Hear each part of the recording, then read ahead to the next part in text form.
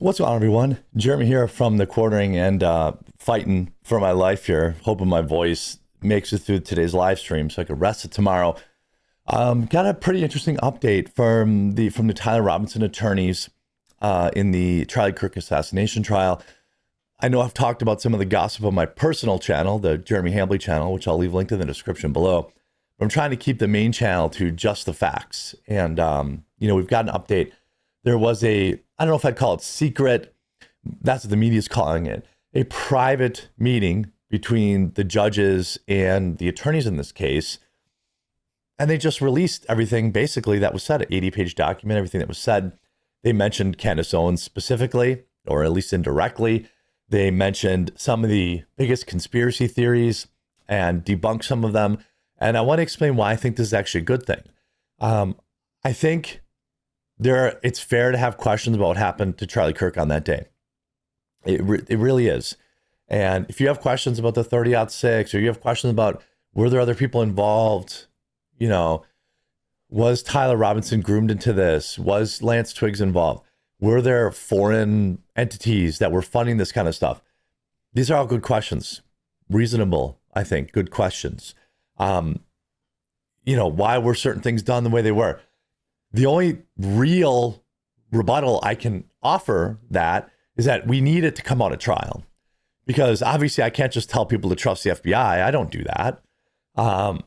So it's very reasonable to say, well, I have questions. And the FBI has done a remarkable job at destroying what little credibility they had left under Kash Patel, who's been an absolute disaster. But I will say this, there's some interesting stuff that came out in this. And some actually helpful information. So CBS reports the transcript of Charlie Kirk's alleged assassin closed hearing from October is now released in Utah court. Why is this a good thing? Well, this shows that the judge is going above and beyond to release everything he possibly can. That's pretty good, right? Like, if the judge was being cagey or saying, well, we need to not talk about this, or we need to keep this redacted, or whatever, I know we were in for a disastrous trial where we get no answers, but this is early good sign, right? The district court, Tony Gaff, said that public transparency was, quote, foundational to the judicial system before ordering the release of the details from the October 24th closed hearing. Attorneys for the media outlets, included the Associated Press, had argued for access because they said it was also the first time defense attorneys who suggested a ban on cameras in the courtroom. Again, this trial has to be streamed. It has to be. This judge has to know that there is a massive schism right now, that a huge problem with, trust with law enforcement, that the only way you're going to get that healed is by putting out the entire case for the world to see. Now, it seems like to me, based on some of these pages that we're going to talk about, the attorneys feel pretty good about their chances of convicting Tyler Robinson. And this also does debunk several conspiracy theories. So this from Cinema Shogun. Now, I will say he is a vocal Candace Owens critic, so take that. There's going to be some color commentary in this, but the transcript's really what's important. He writes, Candace Owens fans caught red-handed trying to help Tyler Robinson get away with assassinating Charlie Kirk. A transcript has now been released from one of Tyler Robinson's court hearings. Tyler's team is fully aware of the conspiracy theories that Candace and her cult are spitting online. They say her fans are unstable and might show up at the courthouse causing problems. They also say they've received wacky phone calls and emails from her fans trying to tell them what they think really happened. And to top it all off, they claim to refuse to talk to her fans and label them as crazy. Now, I would, obviously I think this is funny because I think Candace Owens never really cared about Charlie Kirk. I think she just saw a great grift opportunity here to grind an axe against TPUSA, yet another company that she worked for that she left under bad terms. But what I do think is interesting is if I were the defense attorneys, I would probably be more open to hearing some level of tips, but I think the way that they're probably being presented, like, you idiot, this, this is you got to watch this crazy black woman's podcast. She's going to tell you how to get Tyler Robinson off. Like, that's probably how it's being presented, because I've dealt with some of her hardcores.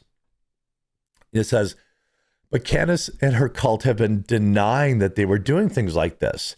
Now our suspicions are confirmed, and we're only going to find out as more transcripts get released. So Candace Owens fans, Charlie Kirk truthers are now meddling with the trial. Now, I think if they believe, look, if I was a defense attorney, I would probably have somebody dedicated to like chasing down some of these, if I was genuinely trying to get a not guilty verdict, right? But look at what they said. Now, in the state's opposition to our motion, there's a lot of information. I'll try to not be sarcastic, but I do think a lot of it is noise about the intense public interest in the case. There's a reference to, unstable people coming to our courthouse, to conspiracy theorists saying things online. We're all aware of that. I mean, I don't know what the court has read. It's none of my business, but I've received some wacky phone calls and emails. This is Tyler's defense attorney. Wacky phone calls and emails from people telling me what they think happened here. It's noise. We're not litigating this case in the press. We're not talking to crazies. That's what Tyler Robinson's defense attorney thinks of Candace Owens fans. Now, probably not all Candace Owens fans, but the ones who are probably going out of the way to call or email or do this kind of stuff. Like, Tyler Robinson's defense attorneys called these people crazy. Probably not a good look.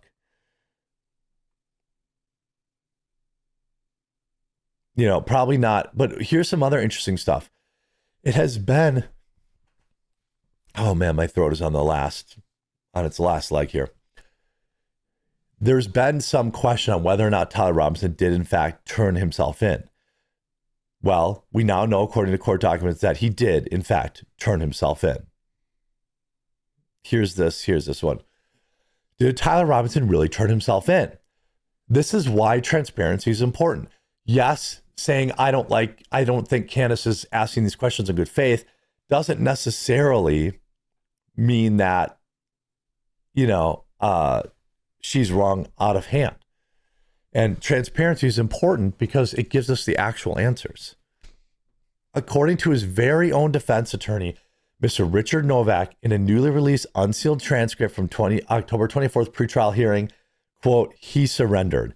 And a neighbor of his was a retired sheriff from Washington County, and he got in that man's car and took him to the sheriff's department with his parents in the vehicle with him. So we can talk about, this doesn't answer the magic bullet thing. True. But this does answer whether or not he did turn himself in. What we do know about Mr. Robinson that goes to court's question is that he surrendered. A neighbor of his, I'm sure the court has read through the materials. I think it's even in the probable cause statement. You don't have to read the public accounting. A neighbor of his was a retired sheriff from Washington County, and he got in that man's car and they took him to the sheriff's department with his parents in the vehicle with him. So there is no question. He absolutely positively turned himself in. He did surrender. And again, as the trial starts, I think that this is a great sign that we're going to get really transparent information, that we're really going to see as much of this trial as we possibly can. He only did that to confuse Candace. Yeah, I mean, look, Candace Owens is off the reservation. I'm only concerned with the facts, which is why we were looking at these transcripts. Here you go. Also, to the Candyland cult members who have zero clue how actual criminal investigations or prosecutions are conducted, the prosecutors have subpoena power. They have all the surveillance and footage from UVU.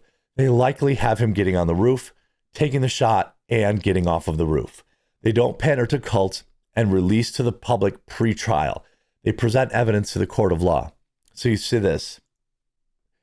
This case involves a lot of surveillance cameras from UVU, And we're starting with September 10th being the most probative, the most important day, and then working backwards from that. So they are, it's not a fact. We don't know for a fact that they have camera footage of him, but it's probable. Is it going to be super grainy like the footage we saw in Carmelo Anthony? Possibly. They also said, so we don't think the intense public position, which may draw unstable fringe people from the left and right and center and other places, is imputed to Mr. Robinson. The question is, so his own attorneys are like, hey, there's crazy people out there. We don't want this to reflect negatively on Tyler Robinson. That's what they're saying.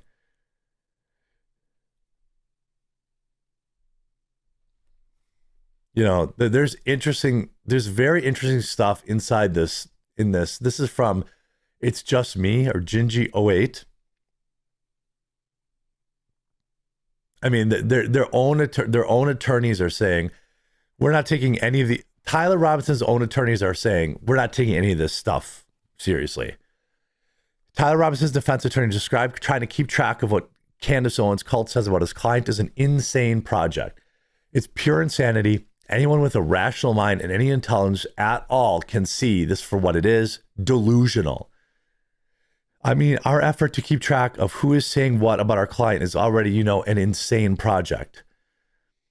And I also don't think that if this court were to eliminate cameras and video in the courtroom, which I know we haven't been fully briefed on, doesn't go all to shackling.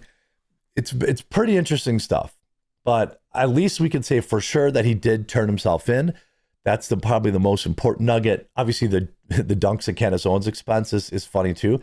We all see this, according to newly unsealed transcript of the secret Tyler Robinson hearing, the Utah County Sheriff's was concerned when Robinson's mugshot was released. Such photos are usually withheld until conviction. It was actually Governor Cox who released the photo. Good.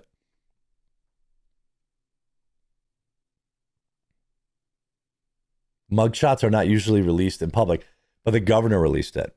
You could do that with what you weigh. But it is interesting. It does answer some questions.